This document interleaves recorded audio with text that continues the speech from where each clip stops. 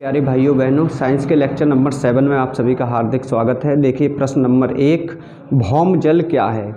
जलाशय का जल, वर्षा का जल, भूमि के नीचे संचित जल या कोई नहीं।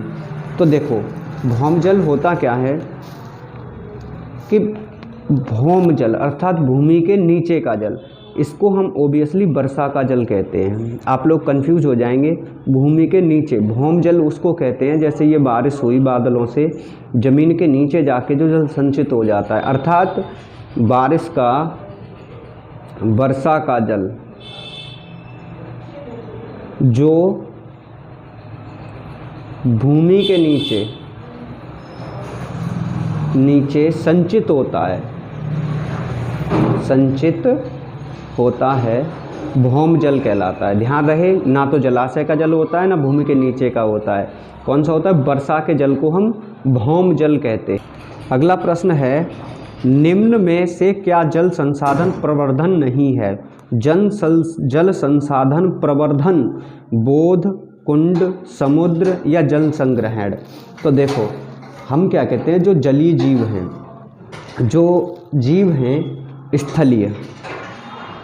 स्थलीय जीव हैं, वो किस जल का प्रवर्धन कर सकते हैं? जल संग्रहण को भी करते हैं, बोध के जल को भी और कुंड के जल को भी। नहीं करते तो किसके को? समुद्र के जल को उपयोग नहीं कहते। हम यही कह सकते हैं कि जो जल संसाधन का प्रवर्धन नहीं है वो समुद्र का जल नहीं है, क्योंकि इसको हम पी नहीं सकते, क्योंकि ये खारा होता है, इसमें लवण ज़्यादा होता है, इसलिए इसको ही हम जल संसाधन का प्रवर्धन नहीं मानते। ठीक है, बाकी ये जल संग्रहण भी यूज में आता है, बोध से भी आता है और कुंड से भी आता है। अगला प्रश्न है भैया कि निम्न में से कौन क्षयशील संसाधन नहीं है? मतलब संसाधन दो प्रकार के होते हैं, एक क्षयशील और एक क्षय और अक्षय। क्षय वो होते हैं जो नष्ट हो जाते हैं और अक्षय वो होते हैं जो नष्ट नहीं होते, अर्थात कभी समाप्त नहीं होंगे। तो क्षयशील संसाधन नहीं है। पेट्रोल है, क्षयशील होगा, ख़त्म हो जाएगा ना एक दिन इसका भंडारण। जीवाश्म ईंधन जो दब गए वो भी ख़त्म हो जाएगा, वन भी ख़त्म हो जाएंगे। क्या नहीं ख़त्म होने वाला है? सौर है, सौर ऊर्जा है, वो क्षयशील संसाधन नहीं है।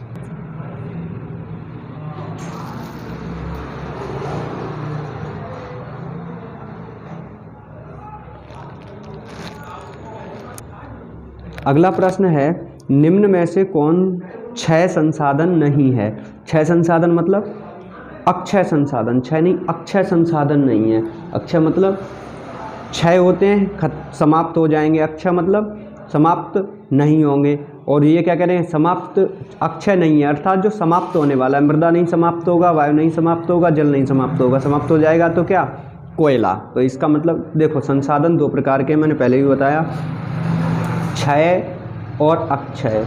क्षय में वो आते हैं जो नष्ट हो जाएं, जैसे क्षय में आएंगे खनिज, कोयला, पेट्रोल, खनिज, कोयला, पेट्रोल, ये आते हैं, है ना। अक्षय में कौन से आएंगे? अक्षय में आएंगे वायु, मृदा, जल, वालु आज सौर ऊर्जा, ये सब अक्षय में आते हैं। तो ध्यान रहे आप। अगला प्रश्न है, अमृता देवी बिश्नोई हैं वन रक्षक, जलीय जंतु संरक्षक, सामाजिक एक्टिविस्ट या सभी? तो देखो मैं बता दूं, अमृता देवी एक वन रक्षक थी। इन्होंने क्या किया था, और वनों के कारण ही 1731 ईस्वी में इनकी मृत्यु हुई थी। हुआ क्या था कि राजस्थान के, मैं बता दे रहा हूँ आपको, राजस्थान के जो मारवाड़ है उसमें खेजडली नामक गांव था। वहाँ जोधपुर के राजा ने वनों को काटना प्रारंभ कर दिया था।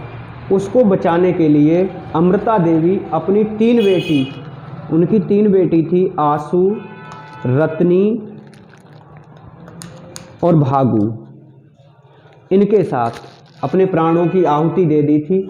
और उस समय 363 से ज़्यादा जो उस समय जो बिश्नोई जाति के व्यक्ति थे वो मारे गए, और उन्होंने अपनी वनों की रक्षा करते हुए ये सब किया था, और उनके नाम पर अमृता देवी बिश्नोई पुरस्कार भी दिया जाता है प्रतिवर्ष। तो याद रहे ये एक वन रक्षक थी, ठीक है।